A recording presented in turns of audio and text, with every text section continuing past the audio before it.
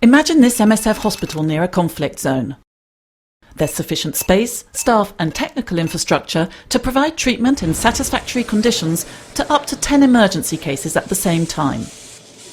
Any more than 10 casualties requires activating the mass casualty plan, which the teams rehearse to ensure everyone is aware of the procedure to be followed.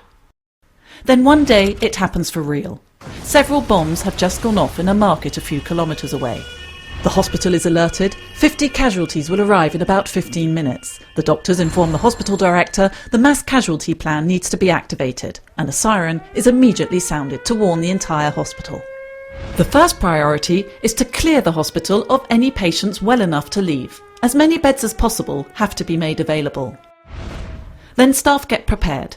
The casualties will be dispatched to 4 zones: green, yellow, red or black, depending on their condition. In each zone, beds and medical supplies must be prepared and sufficient staff mobilised. As soon as the plan is activated, staff interrupt their routine work and proceed to their assigned posts.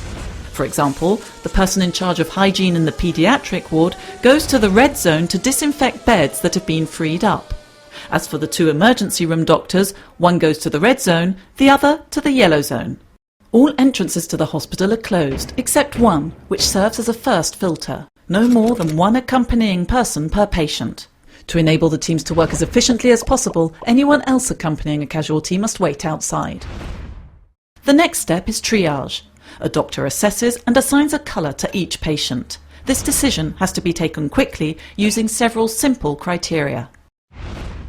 If the patient can walk and has no worrying injuries or symptoms, it's a green case, the least urgent, and treatment can wait a few hours. If the patient is lying down and not breathing, or if the doctor judges that the hospital does not have the necessary resources to save their life, it's a black case, by far the hardest decision to take, and the patient receives palliative care.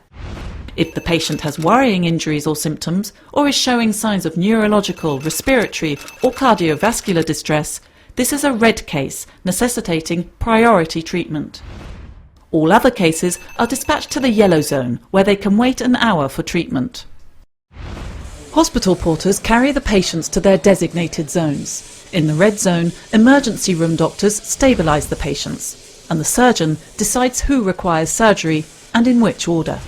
This system enables the saving of the greatest possible number of lives.